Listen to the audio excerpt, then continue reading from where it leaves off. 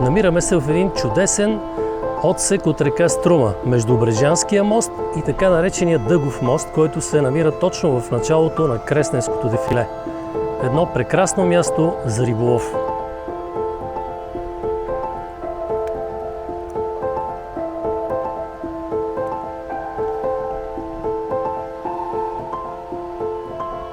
Това е едно от любимите ми места за риболов от детските ми години.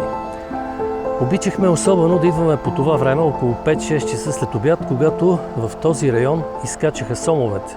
Сега вече от години сомове няма, но тогава тук всички участъци от реката сякаш бяха символично разделени от големите господари в реката. Точно около 6 часа те тръгваха да търсят своята вечеря и изкачаха атрактивно над повърхността на водата с едни красиви скокове. Ние им се радвахме отдалече, защото виждахме големи екземпляри и тайно всеки от нас си мечтаеше да хване по един такъв екземпляр на въдицата си и гонеха малки мрени или други малки рибки в желанието си да си хванат нещо за вечеря.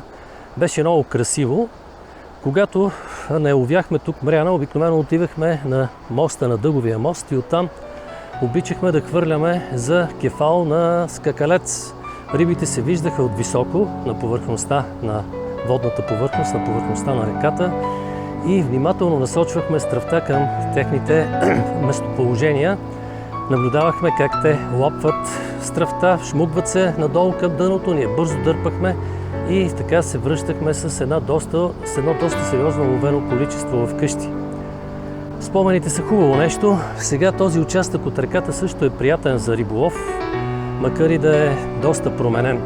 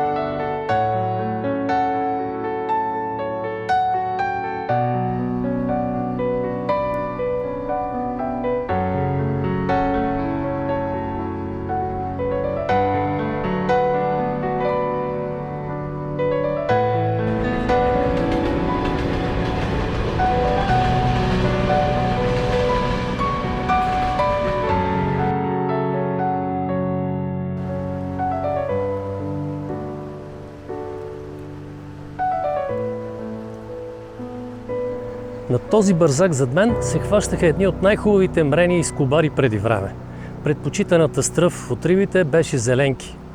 Някъде около 3-4 часа след обяд започваше риболова с съвсем лека тежест, с няколко зеленки на куката, между камъчетата и докато преминавах от единия до другия край на бързака, живарника ми вече беше пълен с риба.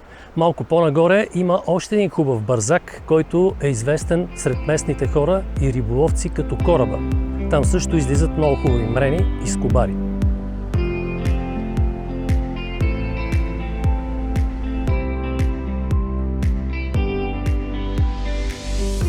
Преди повече от 30 години на каменната преграда отсреща улових и първият си сом. Беше около килограм на торен червей. Септември месец. Страхотна емоция. Първия сом.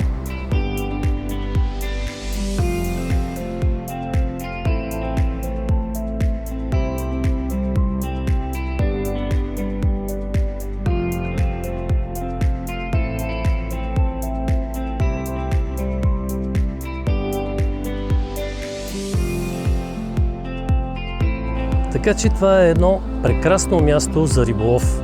Ако имате време и желание да хвърлите за мряна, кефал или скобар, тук е мястото. И разбира се, ако имате път край тези два моста, на път към Гърция или обратно от Гърция към Благоевград и София.